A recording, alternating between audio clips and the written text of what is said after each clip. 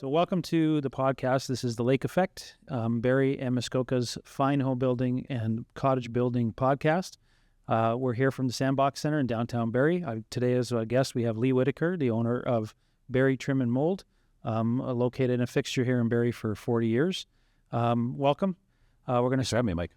We're going to start with maybe the history of your company. I mean, it's a milestone. You're going to hit a milestone this year. So where did the company come from, and what does the company do? Yeah, well, thanks for having me, Mike, first and foremost. The company started originally, as you heard, 40 years ago. Founding father, Brian, started it, emigrated from England, and came over here as a draftsman, and that didn't pan out, and started a small business just fixing people's homes and renovating some things. And in 1985, that's kind of where the doors opened, where he saw an opportunity to sell some trim in Barrie. And basically from there along the way, it kept growing from the 80s into the 90s. When the tornado went through Barrie, I gave an opportunity for him to sell a lot of products direct to the home builder, which continued to grow, and that continued to grow into the 2000s. Did he do a lot of the work himself when he started, or did he always? I had a partner back then. It was just him and a partner. No install at that point, just a lot of deliveries.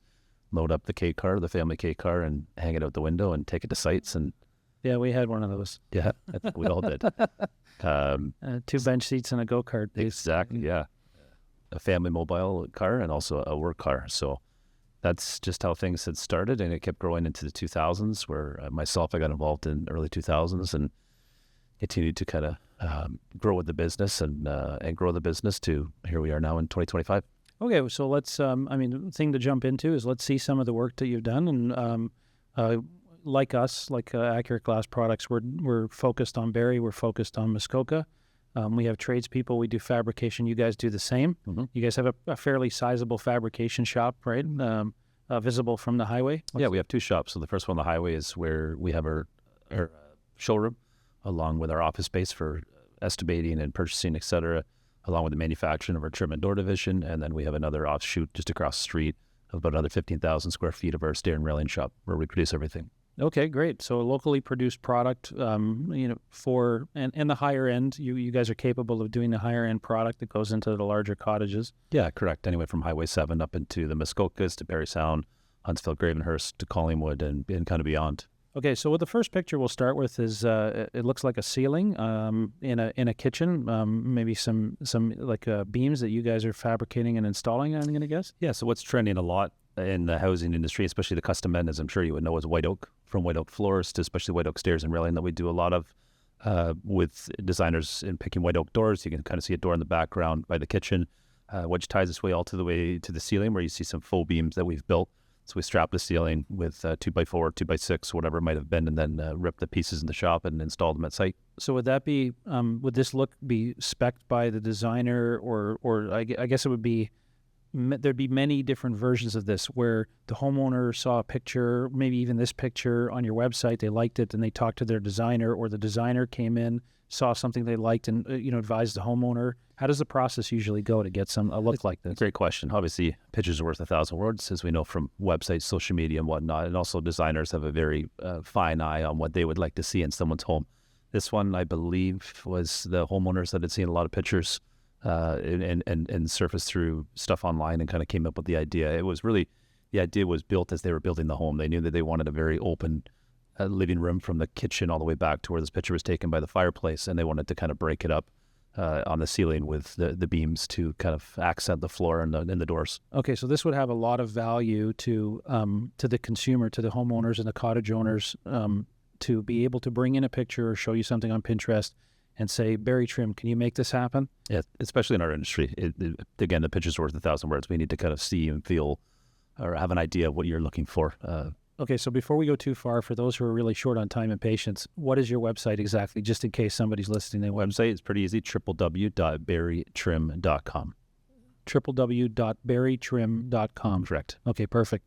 So we'll go to the next picture, which is a popular look. We see it. We actually do this in glass from time to time. Not seen those. Yeah, not as common. The hardware to hold a piece of glass is somewhat expensive and complicated.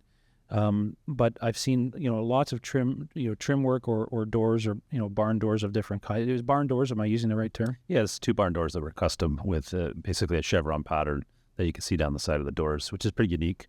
This is from their bedroom into their master ensuite, so you can close it off or leave it wide open. And it somewhat works as a form of art too. When the doors are open on the wall, instead of having more paintings on the wall, you can open it up and just, see something that's pretty custom. These doors are obviously custom. You don't just pick them off the shelf at Home Depot or Rona, etc. You have to come to a custom shop like ours, BTM, and showing off the millwork. correct. Yeah. Yeah, and then you have it on 2 unique tracks instead of just having a single swing door into the bathroom. It also gives you the space where if you have a busy family and people are coming and going into the bathroom, as we all know at times, you have probably a 4 or 5 foot opening when these are wide open to get in there. Would it be fair to say that this look kind of came from, a turn of the century industrial look, or they're called barn doors? I mean, I've had a barn, well, a hangar, an airplane hangar, Yeah. where it had that kind of hardware. And unlike inside a house, out in a windstorm, you're fighting the door because the door's coming off and blowing all over the place. But it's very strong. Mm-hmm. It can carry a lot of weight. Correct. It operates, nice and easily, especially if there's a guide. Do you put guides on the bottom of this? Or Yeah, no? sometimes they're on guides. Obviously, a space saver. Also, never different than a pocket door that would float in the wall. A door swinging into the bathroom just sometimes takes up space, so it allows just to have an easier breezeway and have more space in your bathroom too. Okay, a long time ago, a friend of mine had a cottage on Eagle Lake. I don't know if it's near Sir Sam's. Yeah. And we went there. We were teenagers. I went to the bathroom. Everybody was drinking. I went to the bathroom. I used the bathroom facilities, and then I went to leave. And I went to push on the door, and the door wouldn't open. And I pushed harder, and I pushed harder until I could hear the trim starting to crack. So I said, screw this. I don't want to damage my buddy's cottage. So I actually jumped out the window about a half a story down, landed in some bushes, got burrs in my... And I came around the other side, and I said to my friend Matt, I'm like, man, you got to help me fix John's door. I think I broke it. We walk up to the bathroom, and it's jammed, it won't open, and he just sticks his finger in the finger pull, and it's a pocket door. It's a pocket, pulled it backwards. Yeah. So luckily I didn't push so hard that I busted the frame. Well, if you knew me then, we'd be here to fix that for you, Mike. Fair enough. Okay, so we'll go to the next picture here. Sure. So this is a combination of your product and our product that you sell through us. Mm-hmm. So describe what do you see here? So you obviously you have the standoffs on the level section, and alongside of the I can't see the stairs on this one exactly. I think we have to get to the next picture. Oh no, the next picture is different. On the side of the stringer, I believe. And also just to kind of elaborate on the back, you can also see the shiplap at the top of the stairs, which is accenting that wall, which is obviously very trending right now out there. It might not be all over the house. In some cottages, you'll see it all over, but you definitely see it on accent walls. As you know, Mike, with glass, it gives the clear open space, open to below, makes it feel bigger, a larger scale sometimes, and very clean and modern looking. So let's focus in on the. I'd like to focus on the glass, but I talk about glass all day. I'm going to zoom in here so we can see the shiplap. So here's the shiplap that you were talking about. Yeah. Is that so? I got some questions because I'm not familiar with it, and some of the viewers might be interested in this. Okay, is shiplap done on top of drywall or in place of drywall? Generally, I see it on top of drywall. Depending on the scale or size of the job, there's cottages that use the whole up north, especially the Muskokas, that just use shiplap across everything, and they would strap the ceilings and strap the walls and just put that on. I find once the drywall's on, you just get a cleaner finish. It just. I would think the drywall also provides fire protection. Yeah, it does. It a little bit more sound barrier also. Sound barrier as well. Okay, right. Insulation, I guess. Not that it's insulation itself, but a little more substance on the wall per se. So I've yet to meet a Canadian where price is truly no object.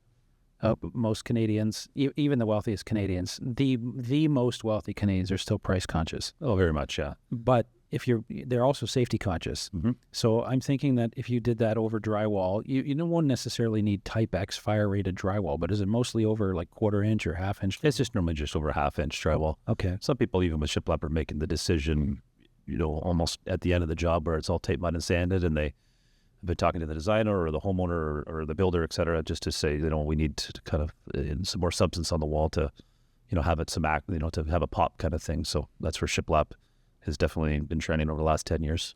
Okay, so I would imagine that this is, again, an evolution in design. You had previously a lot of cottages would be, instead of using drywall, because they couldn't get drywall, there would be pine board or pine shiplap. I used to see a lot of V-joint pine on the ceilings and the walls, and I think that was, as we got into the 2000s, it was very much overbearing. People looked at it and just were kind of pined out.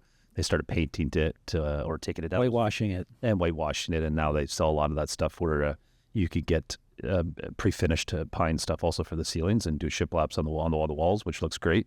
But very much, white, clean, modern look is what people are going for, especially up north. So what is it? It's MDF, HDF?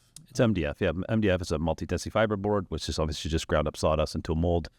Shiplap comes in 12 and 16-foot lengths, so the 16s obviously are nice that you can run a longer span if it's on a ceiling without having butt joints and stuff, but 12s also work if you're doing an accent wall in a bedroom that might be only 10 by 10 per se, just to kind of accent it behind the bed. So are you installing it painted or primed, or? Majority of the time it's just primed, because people like different colors. Our supplier does offer it and painted. I feel that could be a challenge at times, because by the time you've put it on the truck and you ship it to site and you install it and you cut it, there's the amount of touch-ups there are, you're basically repainting it. So it's generally just primed. Okay, so typically you're installing it primed, then the painter will come along and they'll put a gloss or a matte or whatever the choice of the homeowner is. Yep, fill the holes, paint it, and away you go. Okay, well, for case in point, I mean, I do a lot of traveling in Muskoka in the summertime, and I've been into a lot of places where we're doing glass, either, staircases, showers, whatnot, and this is definitely a popular look. I would assume that if you put, a good couple coats of paint on it, there's a durability factor there too. Mm-hmm. And like you said, the sound absorption as well, if that's... Yeah, aesthetic, sound, and I think it's just more of the visual from the eye that people like to see. Okay, so we'll go to the next picture here. This is a beautiful looking staircase. I assume that you guys built that, and it's labeled number 5. Yep. And it's a mono string, it's 2 stringers. Yeah, open rise. Open rise. I think it's about 1 3/4, 2-inch tread on it with a top-mounted white oak handrail on it to the second story with the glass and the stand that's on it, with obviously the lights mounted up the wall, so at night it shines, and just obviously from a safety standpoint too, but it's more of a unique spot that you can just get up without having all the lights on. This is a beautiful one that we did up in the Collingwood area with a custom home builder up there, and very much just a white oak stair that accents, that matches the floor, and I'm not sure if there's other accents of white oak in this house, but just a beautiful set of stairs. Have you ever, did Accurate Glass do the glass on this? I believe you guys did, yes. Yeah. So just so I can speak to the glass side of things. I mean, what we usually arrive at, I assume that the electrical fixtures were not there. No. Yeah, the electrician would come after and put that in like a device. Well, when we're working with some of these, you have to at times, when you're measuring at an early stage before drywall, is really plot this out, working with the electrician to kind of have an idea of where the stairs are going to start, where they're going to land, and how that electrical is going to line up. Obviously, you don't want it off-centered off a tread. You'd like to have it all going up, parallel with it at the same time. So it does definitely take some coordinating alongside the electrical or stair layout, and also the builder to make sure we're in line. Lots of coordination involved to get that. A lot of prep work before you even you go to build. Well, it looks beautiful. You look at the whole picture, and it's what's that black material on the top? Is that you guys too putting some kind of board on the wall? You know what? I was just trying to zoom in on that. I'm not I haven't been to this house directly, Mike. I'm not quite sure what that is. Okay. It seems to me that at some point, like if this was my place and I was looking at it, I would do something about that old school register on the wall. Yeah, I do see that. We can edit that one out. It came out of a subdivision home in the 80s. Or what do you think of a set of stairs like this too? And the way I like to sell stairs or glass or anything like that, it's one of the biggest pieces of furniture in a home. When you walk in, generally a stairs of a house like this, a custom one, as you would know, doing a lot of glass, it's not hidden at the side of a home generally, unless it's an offshoot going to the basement or upstairs. It's standing there staring at you right from the front foyer. So it's that beautiful piece of furniture out of solid wood, obviously, that gives it that warmth and that homey feel. So if somebody was, from a practical standpoint, wanted to put a runner down the center of a set of stairs like this, they would need to do each stair individually. When it's an open rise like that, you'd be wrapping the stair generally, yes. I have seen it before. People it's still like the warmth sometimes of carpet, or from a safety standpoint, if they feel that they were getting a little bit older, wanted to have a handrail, but also carpet to not be worried about slipping on. That's where you'd see some carpet runners, but yeah, they might be, wearing. I know for a time period, I'm not going to get into how, but I busted my leg. Okay. Badly, and I had to wear a nylon, like a compression sock. Yeah. And it's slippery. Yeah, it's like skates in the house. Yeah. Yeah, so you'd have to be careful. The carpet again gives some warmth, some character to it. I would say we'd see as much of that right now. People like the warmth and of wood that they want to see and really draw out what they've put in the rest of the house. It all kind of ties together. Yeah. So you guys wouldn't do the carpet wrap? Do you have somebody you recommend? Yeah, it'd be like yourself. Something I would recommend is Irvine Carpet on Bayfield. We've worked for them and with them for the last 40 years. Excellent. Alongside of yourself for many years. So it's nice to work with local companies in Barrie so we can all network and work. Yeah, we've had, I'd say, a relationship with Irvine Carpet as well. Mm-hmm. We've also got Bayfield. Correct? Yeah, Bayfield Carpet. Yeah, great company too. Yeah, I mean, these local guys, their service is quick, right? You could probably get something cheaper in the city if you really wanted to, but then you're like, I live down like Old Dead Tree Road. Mm-hmm. Make sure you close the gate behind you, type of thing, and they're not used to that. Yeah, you buy local, shop local, like yourself. That's been around almost 40 years, and ourself and Irvine that's been around 50 plus. Where we've been around this long for a reason. Okay, well, so let's dive into that a little bit. So why use local trades? Why use somebody out of Barrie to serve Muskoka? Well, to me, you're going to get the product. You're going to definitely get the service and the reliability. When you think of Muskoka, and I love Muskoka, it's the trades could be a little different up there also. Where I don't want to just bring up the hunting and fishing season, but Barrie is that halfway point between Toronto and the north, and we run. I'm sure, like yourself, a little bit like a Toronto-based company where we got to get in, need to get the job done on a timely manner, efficiently, and not take off anywhere. Be there from start to finish, sort of thing. All right, so we'll dive back into that question. So, Barrie Trim and Mold, is that the official name of the company? Barrie? It's Barrie Trim. I rebranded it years ago as BTM. Okay. This was an easier way to not, as we're a stair and trim company, originated from trim. It just kind of elaborated into 3 letters, basically, is what I'd like to say. BTM. Fair enough. Your logo's great. I mean, I was at a Barrie Colts game last week, and took my daughter and a bunch of her friends. You could see BTM on the boards, I think. Yeah, I've done a local rig board that for probably about 20 years on the boards there.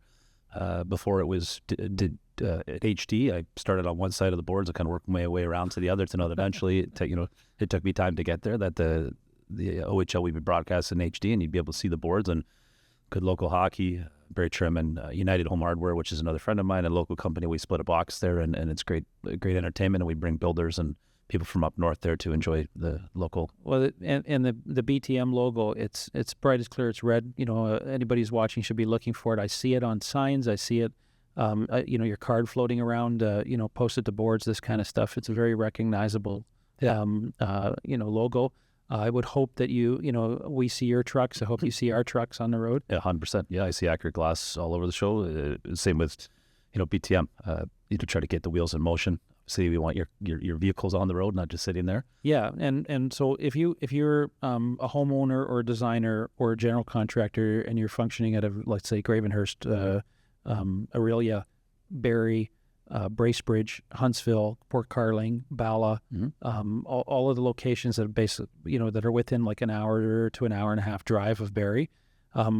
What I'd like to highlight is the fact that both our companies, we are willing to provide service that is timely, that we're not afraid to drive, up a road in a winter time. Correct. That the weather conditions and all the other things that are brought forward by the lake effect, okay, and by the weather and the environment that we're in, we still want to provide, service throughout the year, 12-month service, and there's an expectation that we're going to keep schedule and that you can get a project done, with a good project managing skills and practices. Well, like you said, we can't control the weather. That's one thing we can't control. We could definitely control working with our team to make sure that we can get there safely, obviously in the winter, efficiently with trucks and our snow tires, and proper coordinating scheduling with our estimators and project coordinators to get there on time. And I think that's, as as your company and mine up north, that's what people want to see. They want to make sure building a home is really derived around a schedule. And there's a certain amount of time, as you guys would know, to have in the home that we have in the home to complete our task.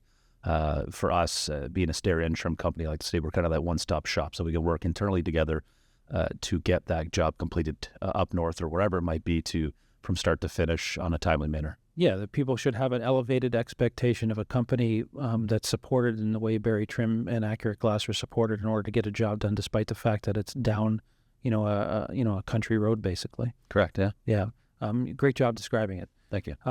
So the other thing that I can mention is that you've pushed us in ways as occasionally your subcontractor to turnaround pricing in a timely manner, that people want to know what options they have. They also want to know what options we'll provide and at what price.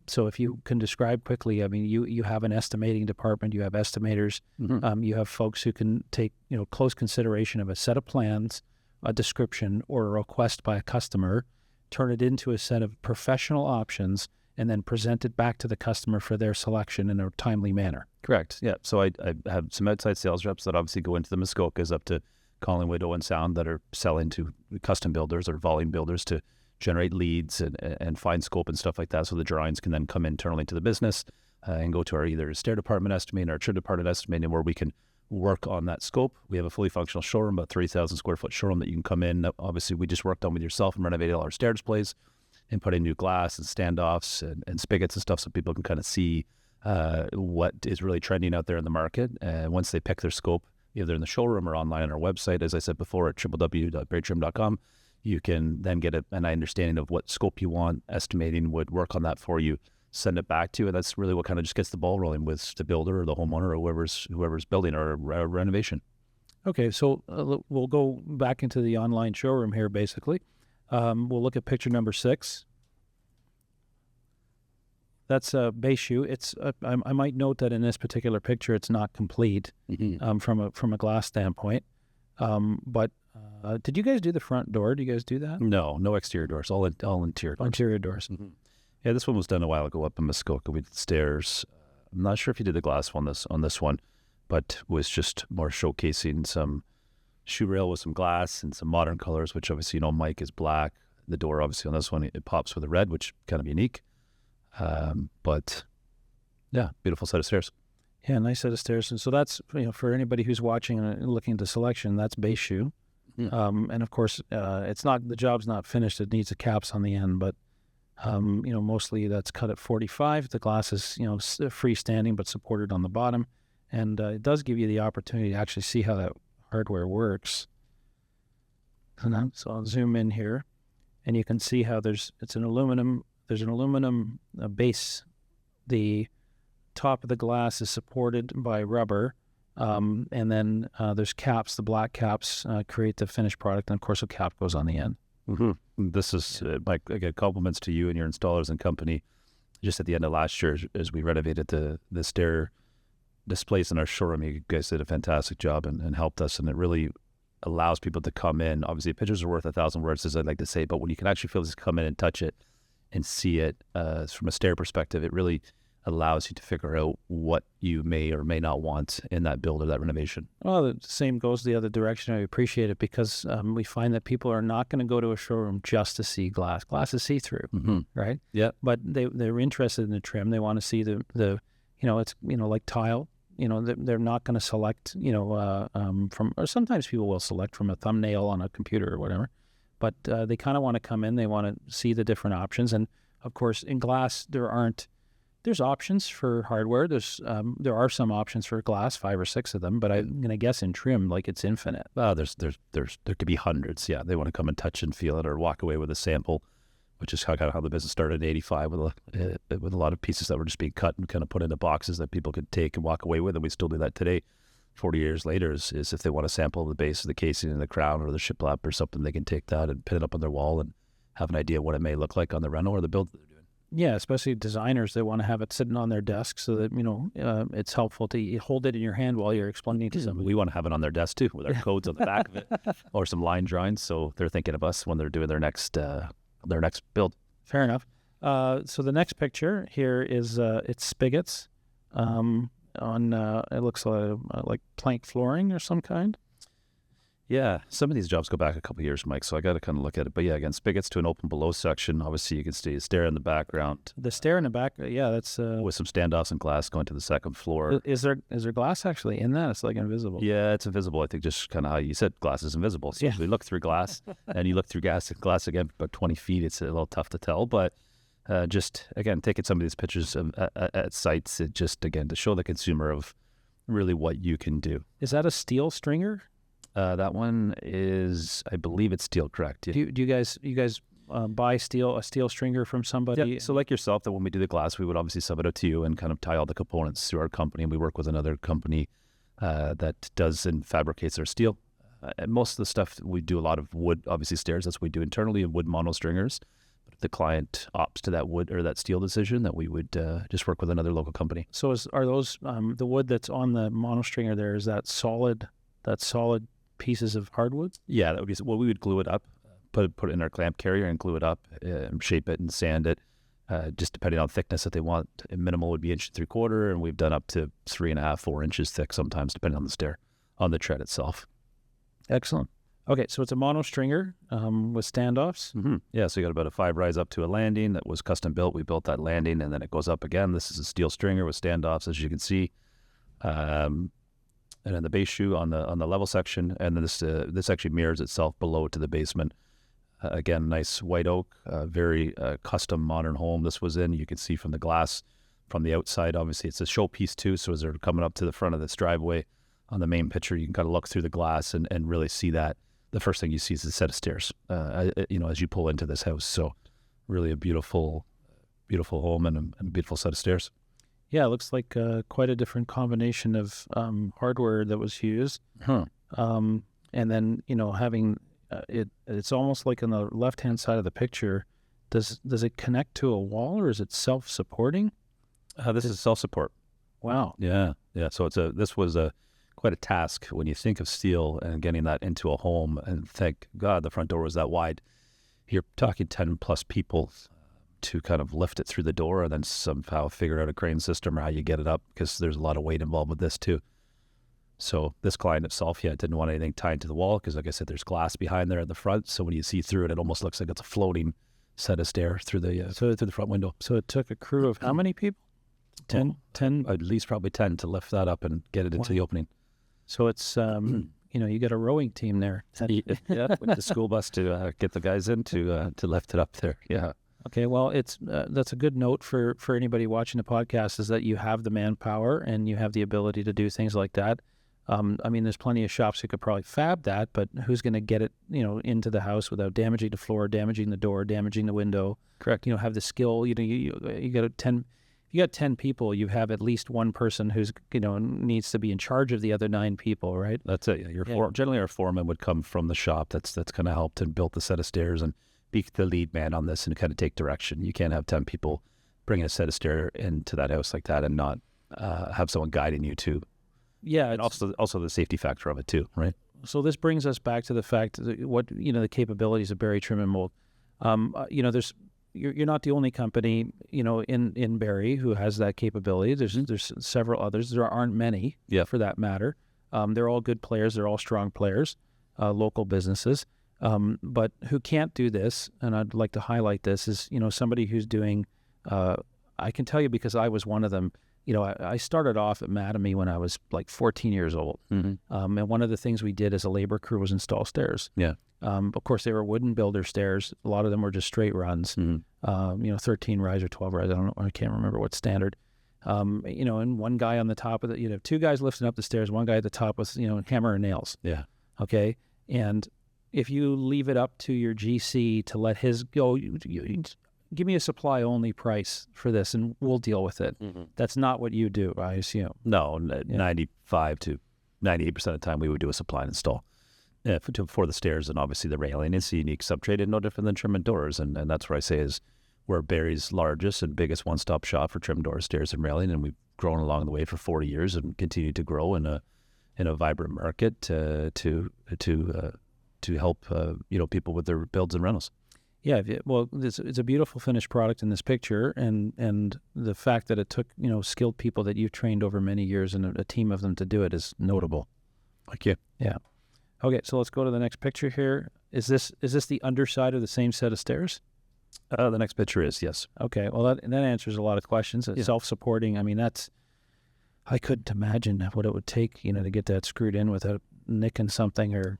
Yeah, like I said, it's a lot of manpower. These are things that you even want to have the floor covered or generally try to get in before the floor, just so things aren't getting damaged. And obviously a lot of weight, and a lot of mobility to just get that in the opening. Gotcha. Changing something. And you can see from underneath, from a designer perspective, that's interesting. You see from underneath that the tread's sitting on basically a metal pan. Yeah, correct. That it's solid and screwed in and ain't going anywhere. Yep. And it's, the glass is supported by the stand-off's supported by the tread is supported by the plate is supported by the stringer is supported by the connection to the wall. Again, as you can see, you got a white oak floor, and the doors in the background were also done by us, where that goes into an office. Oh, yeah. There's some white oak doors back there that are on a kind of a track that kind of, same idea as before with the barn doors, but just different style of track. I think it was a Crowder track, but they slide in front and just allow the light in. But if you're doing some work at home, it's obviously the privacy.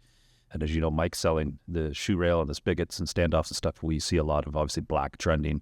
As we get into our next picture here, you're going to see more of a stainless steel color, but the black is something that's modern and trending. Yeah, if I can go down that rabbit hole for a minute or two. So, you and I are roughly the same age. I remember starting off on a site before I even had a driver's license. Yeah. You had two choices. It was white or almond. Yep. Okay, that was in the subdivisions. And if you had a custom house, it was like blonde wood with pink stuff. And, the trends were very different than they are now. And a lot of stuff was brass. Correct. Okay. Yeah. And then slowly over time, people went to a brushed or different forms of brushed nickel, brushed, polished stainless, and a lot of chrome. There's been a lot, and there still is a lot of chrome. Why chrome? Why chrome something? Goes back to, metal is going to corrode. You got to put something on it. You put paint on it. Well, you want something nicer than paint. You put chrome, and then, like in the 50s, they emptied the chromium mines in Zaire or wherever they were located, putting it on cars. And then I think in our industry, in the glass business, a lot of the brass, chrome-plated brass stuff kind of came out in the 80s and 90s. The hardware became available, and then glass started to grow. Yeah. And it was less about the mirrors, and more about the frameless glass. So it seems what's happened, there always was oil rub bronze was always out there. That was big. Yeah, probably 15 years ago, oil rub bronze was big. Yeah. Go ahead and explain, if you want to, what's the difference between oil rub bronze and matte black? It is very similar. Sometimes it's tough to tell. It depends on who you're buying, for instance, hardware, who you're buying it from, because everyone has a bit of a difference. A lot of it might come from offshore, but has a different finish to it. But oil rub bronze generally just has almost like a painted bronze mark either around the back plate on the handle or on the doorknob itself. It just kind of, it's like an accent. It's not really, I don't see it as a mixed color. It's more of a black with like a kind of a pinstripe on it, which I see a lot, where black is just your general matte black. Yeah, it's black from across the whole surface. The other thing worth noting too is oil rub bronze over time will change as people touch the handle. Yeah, it'll rub. Yeah, the oil's coming off your hand will change it too. Yeah. So matte black, and I'm sure you found the same. It was difficult to get. It was very expensive compared to chrome. And then all of a sudden it became very common. And then now it's basically now it's taken over as a standard. And I would say that with a lot of builders that we deal with, also with hardware, that matte black is basically become the builder's norm. So what's next? That's a great question. Polished chrome had a bit of a jump into the market. And I don't know if that's just because of HGTV or out west. You saw a lot out west. It's not really made a stamp here yet. Satin nickel, so you might know too, that color from hardware, and black would be kind of what's controlling the market. And I think also just the costs from the suppliers itself started to kind of merit. Like they've kind of combined to be almost the same price now. There used to be a lot of a jump between black or satin nickel, and it's almost close in price now. I've seen a little bit of bronzy colors, brushed bronze. Yeah. And as we get into one of the next couple pictures here too, is brass. Brass is definitely making a comeback on the custom end. I don't know if we could jump to that picture, Mike. I just thought it'd be, as we're talking hardware and colors. Yeah. Okay, we'll jump back into so you can see this one. This is an 8-foot 3-panel shaker door with brass handles and brass hinges on it. This is at the front of a custom home, beautiful home also. This is actually going back to the home that we did those barn beams or the fake faux beams, sorry. And it just has a lot of pop and a lot of character. And I think the unique thing about paint, and I'm not a paint guy myself, is you can really make things pop with a color. Like someone is so used to just painting a door white. Why does it have to contrast? Be white? Yeah, it's contrast. This is obviously white walls, as you see a lot of houses now are using that color, but the blue is something that really just gives it that kind of almost like a Nautica feel, but it pops and stands out. What's the material of a door like that? That is a shaker style door. So it's kind of a solid MDF panel on the outside with panels in the middle. Okay. Mm-hmm. Is there? Do you offer options if somebody wanted, let's say, to see some grain? See some grain? Yeah. Yeah, we can build whatever you want. I mean, this is obviously a paint grade shaker door. The last picture was more of a with this monostringer that we were looking at, the steel one there, the self support one in the background had white oak doors on it with glass in it. So it's really just up to the consumer of what they want. So a few years ago, we were doing my kitchen, and we got the carcasses of the cabinets and made a wood island, and did it out of oak. Mm-hmm. It's the first time I ever worked with oak. Almost lost my finger. It's not good. Well, I've never, I was used to cutting 2x4s. You can put it through a chop saw, it's like cutting butter. Yeah. And then oak was like it bites back, right? Because it's much harder, and you need better blades, and That's it. But my wife and I were talking about staining. So it's funny. There's other components in the house where we went this direction, where we wanted to change the color for the exact reason you're saying, to get some pop. We wanted like a deep color, like a satin color, so it it has absorbed some of the light, not just a bright shiny color. But with the island in particular, I said, how much grain do you want to see? Do you want me to stain this solid? And she's like, we paid for the grain. I want to see some grain, right? So I think what it is if you're going to go with an MDF, a solid MDF, or a solid material, then you want a solid surface or a solid covering on it, or solid finishing material. So you get that absorption of light. Whereas if you're using something like maple or oak, you want to see the grain because you're paying for the grain. Yeah, and is that the case? Clear finishes on it. That's what they want to see. Fair enough. Maybe 15, 20 plus years ago, it was all dark. Like oak 6-panel doors, you saw that people put like a golden oak on it or stain it dark. And now is the way I say finishes in our industry is kind of less is more.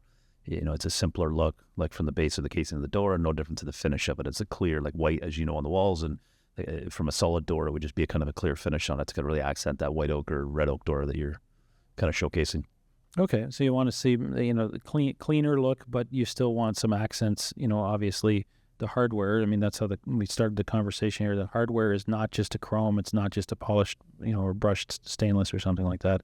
It's what color is that? That's a brass. That's brass. Yeah, satin brass. Satin brass. Yeah, that's an MTech hardware, which is one of the highest hardware companies that you can purchase from. So it's solid. Obviously, it's not a hollow finish, and it's got ridginess to it. It's got a great quality finish on it, and same with the hinges that we had on that door also. The only thing that so this is the same house, and I'm zooming in, and it's just got a plastic register.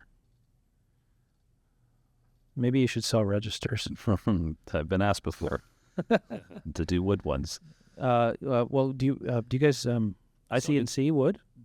Yes. Well, we don't have an in-house CNC as a moment right now. It's something that's on kind of our master list, but we have someone that we work with locally just down the street from our shop.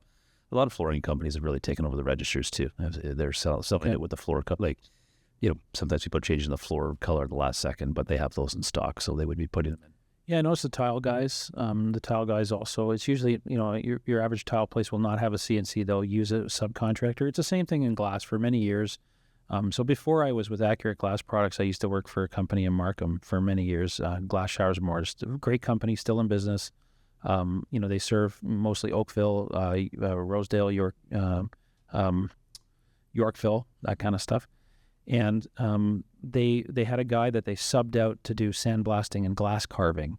So, back in the 80s and 90s, stretching a little bit into the 2000s, people would want something like a dolphin in their shower door. Yeah. And so we would sell them the door. A little bit of a Miami feel. It's funny you mention that. They're still doing that in Miami. They're sandblasting glass and they're carving glass. Yeah, they're not doing it here anymore. No. I mean, it's really sort of a passé thing here. But back then we used to send it to, so I think the same thing you would do is you'd send something out for CNCing because it's not a common product. No. And that guy is probably doing that all day long, and you want to use somebody who's got that skill. Exactly. Yeah. So it's the same for us in glass. Occasionally we'll get a request to do carving or sandblasting, and we'll send it out, and we know people who will do it. It is a dying art, though. Mm-hmm. The other thing that all the questions that have come up many times is about stained glass.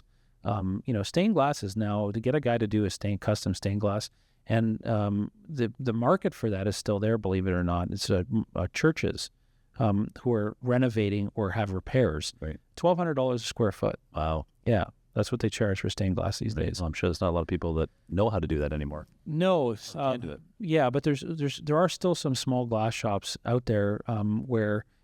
So we ordered one as a sealed unit for my house, a stained glass, and there's a guy in Orangeville who teaches stained glass classes. So how he stays in business is he makes the drawing. We agree on the drawing. We pay him, to do the stained glass. Takes 3 months or whatever. You'll get it in 3 months. and then he teaches his class to do it, and he gets his class to make it. Oh, smart. Right? Yeah. So He's got a lucrative business.